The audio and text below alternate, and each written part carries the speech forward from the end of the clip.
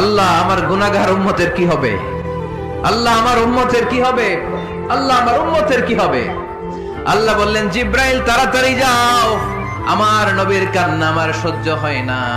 আমার নবীর কানে কানে যে বলো, ইন্না সানুরদিকা ফি উম্মাতিক, দুনিয়াতে যেমনি আপনি পেরেশান অবস্থায়, মন খারাপ অবস্থায় আমি আপনার মন ভালো করে দিয়েছি, আজকে আপনার উম্মতের ব্যাপারও এমন একটা ঘোষণা আসবে, ওই ঘোষণা পেয়ে আপনি আজও খুশি হয়ে যাবেন গো নবী, আজও খুশি হয়ে যাবেন। ইরফা রাসাক, নবী আপনি মাথা তোলেন, মাথা তোলেন, আর সেজদায় পড়ে থাকবেন না। ইরফা রাসাক, মাথা তোলেন।